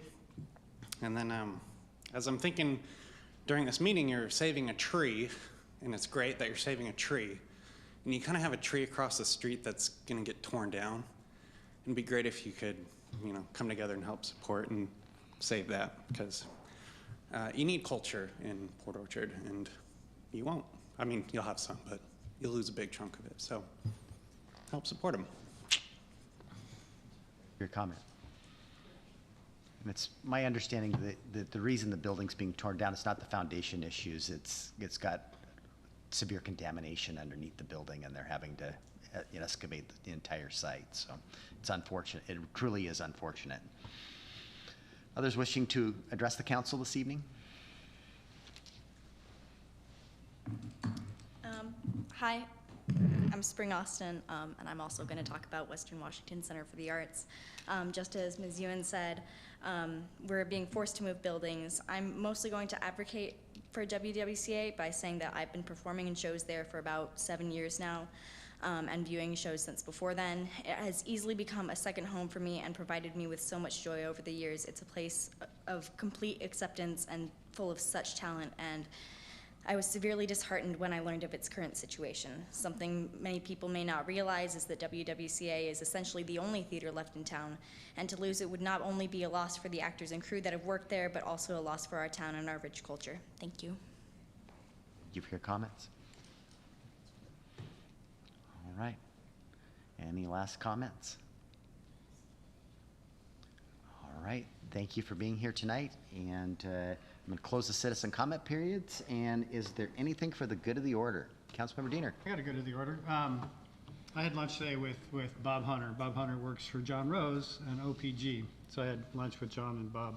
Bob Hunter is Thomas Hunter's father. Yes. And so I said, hey, how's Thomas doing? And some of you probably remember, many of you remember that Thomas used to work for us. Thomas is an assistant city manager in Texas for a city of about 100,000 people. So we knew his trajectory was going up, and it has gone up. We trained him here. Yeah, trained him. We did. Yeah. Texas, yeah, Texas. I don't know why Texas. All right. Anything else for the good of the order? Councilmember Lucarelli. I hadn't heard of this, I've forgotten or something. I'm sorry to hear about this. It is a huge loss. I hope you don't run away. And I'm wondering, the old theater downtown? Is there any possibility of anything there? Of course, that's, no, okay. We're great friends with them, but they're a movie theater and we are a live Sure, performing theater. So sure. there's a difference in needs for our space. Sure, The renovation of the stage area will be way too small. sure. And I just want to reiterate, I'm on the board of the Polaris Theater, and we're all theater people and characters and actors, and want to work together, have been working together, but no room in that building. Wish there was. Sorry to hear. Thank you. Anything else for the good of the order? Go ahead. Councilmember Rose. This time of year, I do get on my soapbox. The ballots went out last week, and I would ask everybody that will watch this on video or currently here now, please return your ballots. Voting is a right and a privilege in our democracy, and it only works if you vote. So please, please get your ballots returned. Thank you. All right. With that, our meeting is adjourned.